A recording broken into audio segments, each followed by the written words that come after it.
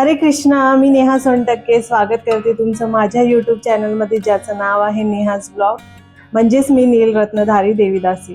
तर आजचा हा माझा ब्लॉग होता, तो म्हणजे माझा इव्हनिंग जो रुटीन आहे तो मला दाखवायचा होता।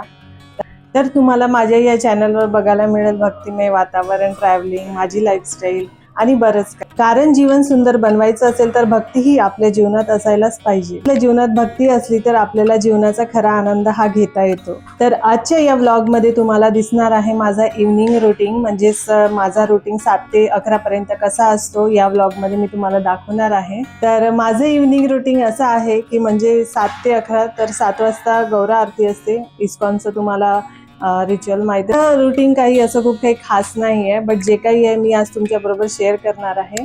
तर 7 वाजता आमच्या घरात गौरा आरती होते, जी की इस्कॉनची गौरा आरती आहे, ती आम्ही करतो। त्यानंतर आता बघू शकता माझ्या किचनमध्ये भरपूर असा पसारा आहे, भरपूर अशी भांडी जमा झालेली आहे। तर ती पण मला आता मशीनला लावायची आहे, काही क्लीन करायची आहे। तर पहिले 7 वाजता जसं गौरा आरती होते, तर आता आम्ही गौरा आरती करणार आहोत। तर चला गौरा आरती करूया। हरी बोल। तर आता वाजले आहे संध्याकाळचे 7 आणि आता आम्हाला गौरा आरती करायची आहे। तर त्यासाठी मी सर्वात पहिले खिडकी वगैरे उघडून घेतली आणि ही छोटी तुम्हाला दिसते, ही आमच्या ओनरची मुलगी आहे। तर ही माझ्या पहिल्या व्हिडिओमध्ये पण होती। तर ती गौरा आरतीला नेहमी आमच्याकडे असतेच, ती आणि तिची मोठी बहीण ही असतेच। तर आता इथे बाहेरसाठी मी दिवा लावून घेतला आहे। बाहेर आमचा मेन दरवाजा आहे, तर इथे मी दररोज संध्याकाळी दिवा लावत असते। संध्याकाळी दिवा लावल्यावर घरात एक वेगळीच शांतता आणि पवित्रता जाणवते, त्यामुळे मी दिवा लावते। तर आता इथे मी आरतीची तयारी करायला घेतली। सर्वप्रथम दिवा वगैरे त्याची तयारी करून घेतली, दिव्यात वात टाकली आणि मग इथे धूपबत्ती, दिवा, शंख वगैरे असं आम्ही आरती रोज करत असतो। तर जे कोणी नवीन असेल त्यांना वाटेल की गौरा आरती म्हणजे काय, तर गौरा आरती म्हणजे श्री चैतन्य महाप्रभू आणि नित्यानंद प्रभू यांची आरती। जसे इस्कॉनमध्ये संध्याकाळी ही आरती खूप महत्त्वाची मानली जाते, त्याचप्रमाणे आम्ही पण जसं आता दीक्षित भक्त आहोत तर आम्हालाही करणं गरजेचंच आहे। आणि जसं की आपण दीक्षित असो नसो, पण आपलं कर्तव्य आहे की भगवंतांना दररोज संध्याकाळी आपण कृतज्ञ व्यक्त केली पाहिजे, कारण त्यांच्यामुळेच आपल्याला इतका सुंदर दिवस बघायला मिळला। तर आता इथे आमची आरती चालू झाली आहे आणि ही बघा चुटकी, हिला तर इतकी आवड आहे करताल वाजवायची, ही खूप जोराजोरात वाजवत होती। आणि तिथे बाजूलाच माझे प्रभूजी म्हणजे यांचं ऑफिस चालू होतं, तर त्यांना डिस्टर्ब होत होतं, तर ते बोलले की हळू वाजव। तर तिने मग ते करताल ठेवून दिले आणि मग हातानेच ती आपले हाताचे करताल वाजवायला घेतले। तर आता इथे आमचं कीर्तन चालू झालं। तर कीर्तनाचं पण खूप महत्त्व असतं। आरती झाल्यानंतर कीर्तन हे केलंच पाहिजे। आरती झाल्यानंतर कीर्तन करणे म्हणजे भगवंताचे नाम स्मरण करणे। भगवंताचे नाव घेतल्याने मन शांत होते आणि सकारात्मक ऊर्जा मिळते। कीर्तन हे भक्ती वाढवण्याचा खूप सुंदर मार्ग आहे। जेव्हा आपण सगळे मिळून भगवंताचे नाव गातो तेव्हा भक्तीची भावना अजून वाढते।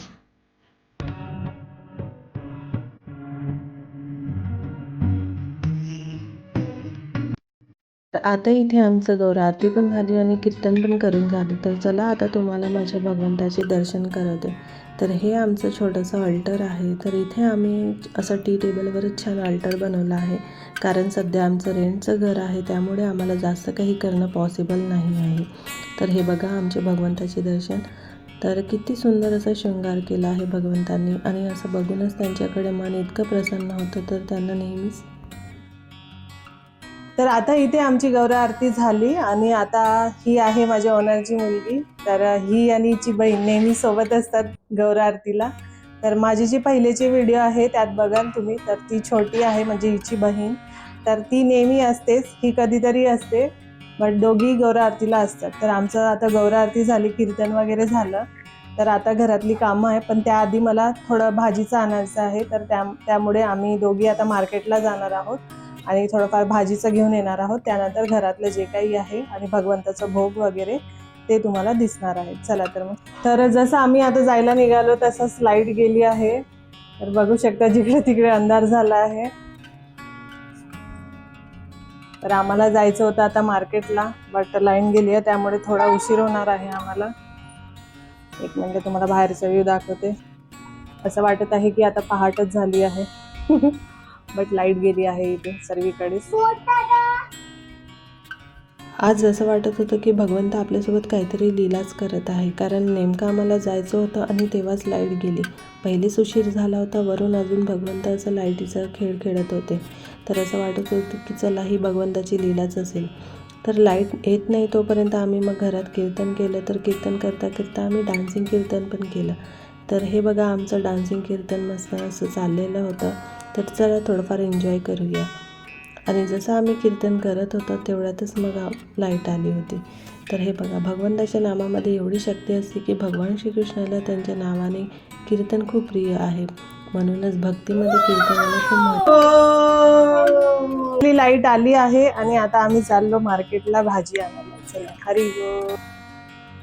तर आम्ही इथे जायला निघालो आणि या दोघांचं लक्ष पूर्ण कॅमेऱ्यामध्ये आहे, कारण ही गोष्ट यांच्यासाठी नवीन आहे आणि माझ्यासाठी सुद्धा.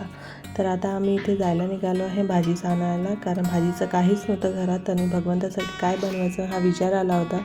तर मग इथे गाडी काढली आणि पटकन मार्केट.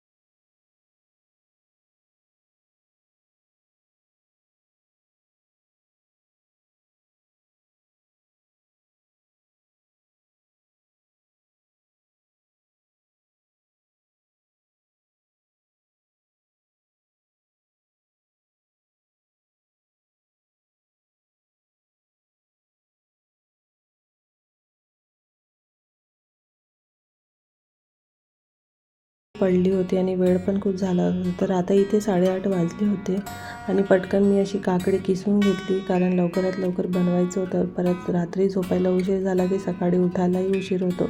त्यामुळे मग मी पटापट अशी माझी कामं करून घेतली. तर इथे आता मी अशी छानपैकी काकडी किसून घेतली. तर इथे मी आमच्या दोघांसाठीच बनवत आहे, कारण श्रीजेला तर आवडत नाही. तर त्यामुळे त्याच्यासाठी दुसरं बनवलं होतं मग मी. तर इथे मी काकडी अशा प्रकारे छानपैकी किसून घेतली आणि याच्यामध्ये आता गव्हाचं पीठ टाकलं, थोडंसं तांदळाचं पीठ टाकलं, थोडंसं बेसन असं मिक्स करून ते काकडीचं छान मिश्रण बनवून घेतलं. त्यात तुम्हाला जसं वाटेल तसं तुम्ही भाजी आणखी ॲड करू शकता, पण मला सिंपल बनवायचं होतं आणि पटकन बनवायचं होतं, त्यामुळे मी अशा प्रकारे बनवून घेतलं. तर इथे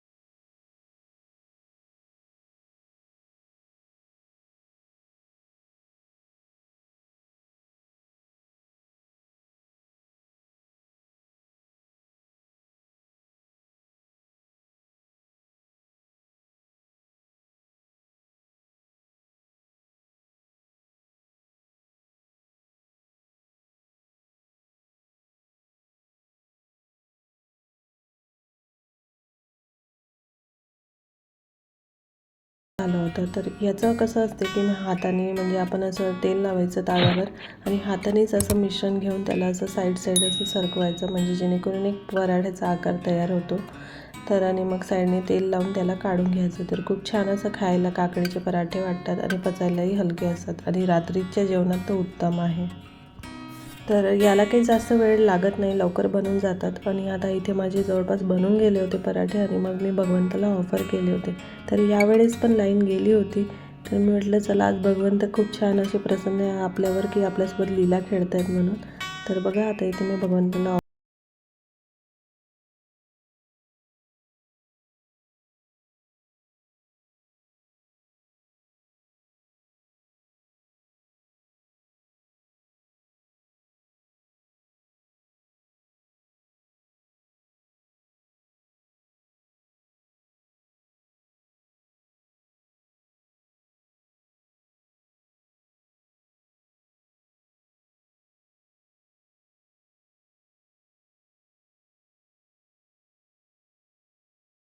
इथे प्रभूजी आमचे शयन करत होते भगवंताचं. तर म्हटलं तुम्हाला दाखवून देते शयन करत आहे म्हणून. तर इथे आता शयन वगैरे झालं भगवंताचं आणि प्रभूजी झोपायला गेले, कारण ऑफिसचं आज काम खूप झालं होतं त्यामुळे. तर मग इथे आता मी पटापट अशी भाजी तोडून घेतली आणि मधामधात श्रीजी पण येत होता. त्याचं एक वेगळंच काहीतरी चालू होतं, त्यालाही तोडायची होती, मग असंच तोडायचं आहे तसंच तोडायचं आहे असं चालू होतं त्याचं सारखं. तर मग मी त्याला म्हटलं तू अभ्यास घेऊन ये, त्याचे पेपर चालू होते, तर तो ऐकत नव्हता. मग शेवटी त्याला रागवून म्हटलं अभ्यास घेऊन ये, तर तो गेला आणि अभ्यास घेऊन आला नंतर. तर आता इथे पटापट अशी भाजी वगैरे तोडून घेतली होती. आणि घरातलं घरकाम असं कितीही असलं म्हणजे आपल्याला वेळ कमीच पुरतो, कारण काम कधीच संपत नाही आहे. काम हे आपल्या जीवनातलं कंटिन्यू चालूच असतं, कारण बाईसाठी एक किचन आणि घर हे म्हणजे खूप मोठा टास्क आहे असं मला वाटते. अशा बायकांना तर सल्यूट आहे की ज्या ऑफिस करून घरकाम करतात, त्या बायकांना तर खरंच हँड्स ऑफ केलं पाहिजे, कारण घर मॅनेज करणं हे खूप मोठं टास्क आहे एका बाईसाठी. तर आता इथे बघा श्रीजी किती छान आपलं पुस्तक वगैरे सगळं घेऊन आला, छानपैकी अभ्यास करत बसला. आणि मग मी पटापट अशी भाजी पण तोडून घेतली. तर इथे माझी सगळं भाजी तोडून झाली होती, भाजीपाला खूप आणला होता तर आता हे बघा आमच्या किचनचं असं दृश्य बघा, किती पूर्ण ओट्याभर जागा झाली आहे, एकही असं जागा नाही की जिथे भांडी नाही पडली असं. तर ही बघा ही आहे माझी कामवाली, म्हणजेच आमची भांडीवाली. तर ही आमची थोडीफार मदत करून घेते, तर इथे मला हिची खूप मदत होते. तर इथे जवळपास 3 टप अशी भांडी येऊन जातात. तर चला आता मी थोडे करून असे भांडी छानपैकी क्लीन करून घेते, म्हणजे आपल्याला मशीनमध्ये भांडी टाकायची आहे तर त्यात खरकटं नको जायला म्हणून मी ते काढून घेते. तसं तर आपण डायरेक्ट त्याच्यात टाकू शकतो, पण कसं मशीन खराब व्हायची भीती असते म्हणून मी असं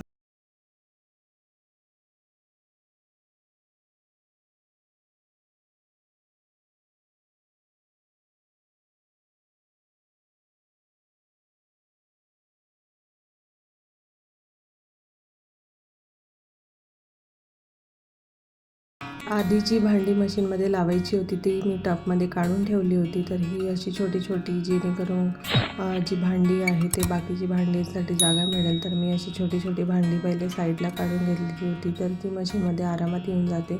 आणि जे मोठे ताट असेल किंवा गंज वगैरे असेल तर ती मशीनमध्ये येत नाही, कारण तेवढी स्पेस त्याच्यामध्ये आहे नाही. तर त्यामुळे जेवढी भांडी ॲडजस्ट होऊ शकते तेवढीच मी त्याच्यात टाकते. तर आता इथे मी अशी भांडी काढून घेतली होती आणि मशीन घेण्याचं कारण म्हणजे मला थोडा बॅक पेन आहे, त्यामुळे मग मी जास्त वेळ अशी उभी नाही राहू शकत. त्यामुळे मला असं मशीन घेतल्यापासून खूप आराम आहे आणि फायदे पण खूप आहे. आता इथे मशीन बाहेर ठेवण्याचं कारण म्हणजे हे आता आमचं जसं रेंटचं घर आहे, तर आम्हाला कसं बेसिंगच्या खाली असं ॲडजस्ट करता नाही येणार, तर म्हणून आम्ही ते बाहेर अशी बाल्कनीत ठेवली आहे. आणि इथे बघा आमचं फिल्टर पण असं भिंतीलाच लावलं आहे, कारण ती जागा नव्हती होत तेवढी फिल्टरसाठी, म्हणून आम्ही मग भिंतीला असं अडकून घेतलं. तर हे बघा आता अशा प्रकारे मला मशीनमध्ये भांडे ठेवायची आहे. तर सर्वप्रथम इथे चमच्यासाठी एक वेगळी स्पेस असते, छोटे ग्लास वाट्यांसाठी वेगळी स्पेस असते आणि जे काही आपले नाश्त्याचे प्लेट्स वगैरे किंवा छोटेफार गंज कुकर वगैरे याच्यासाठी वेगळी स्पेस असते. तर ही माझी व्हर्लपूलची मशीन आहे जी मी वापरते. गेल्या 3 वर्षापासून हे मशीन मी वापरते. तर मला हिचा खूप चांगला असा रिझल्ट आला आहे आणि जर कोणाला घ्यायचं असेल तर प्लीज मला कमेंट करून सांगा. तर मी डिटेल असा व्हिडिओ यावर बनवेल की कशी ही यूज करायची आहे ते. तर इथे मी असे छान भांडे लावून घेतले. तर आता कोणाला वाटेल की भांडे लावणे पण हा वेगळा टास्क आहे, तर नाही, एकदा सवय झालं की पटापट अशी भांडी लावून होतात. तर तुम्ही बघू शकता मी किती लवकर असं सर्व आवरून घेतलं आहे. तर मोठी भांडी मी आधी पहिले क्लीन करून घेतली, नंतर मशीनमध्ये लावून घेतली आणि आता पूर्ण प्लॅटफॉर्म जो किचनचा प्लॅटफॉर्म आहे तो सगळा पूर्ण असा क्लीन करून घेतला छानपैकी आणि छान किचन अशी पुसून वगैरे घेतली, झाडून घेतली. त्याने एक वेगळंच फ्रेशनेस वाटते, कारण सकाळी उठल्या किचनला बघतोच आपण, तर किचनला बघितलं तर एक प्रसन्नता वाटली पाहिजे, म्हणून रात्रीच आपण छानपैकी आवरून ठेवलं पाहिजे. तर इथे आता माझी सगळी कामे झाली, मी थोडं फ्रेश होऊन घेतलं स्वतःला आणि त्यानंतर मग मी जपा करायला बसली. तर जपा तर माझा झालाच होता, परंतु मला सवय आहे की झोपाच्या आधी एकतरी माळ जप करायची, जेणेकरून छान झोप लागते. तर आज लाईट गेल्यामुळे मला 2 तास जास्तच उशीर झाला होता, कारण 10 वाजतापर्यंत माझे सर्व आवरून होऊन जाते. तर आता इथे 11:30 वाजले होते. तर 11:30पर्यंत जप वगैरे पटकन करून घेतला, मग मी झोपायला 12 वाजले आज आम्हाला. तर इथे श्रीजी पण माझ्याबरोबर जागाच होता. तर चला, आजचा हा इव्हनिंग ब्लॉग तुम्हाला कसा वाटला मला कमेंटमध्ये नक्की सांगा. आणि हो, आजचा तुम्हाला हा ब्लॉग आवडला असेल तर प्लीज लाईक करा, शेअर करा आणि चॅनलवर नवीन असाल तर प्लीज सबस्क्राईब करा. भेटूया अशाच एका नवीन ब्लॉगमध्ये. तोपर्यंत शुभ रात्री. हरे कृष्णा. राधे राधे.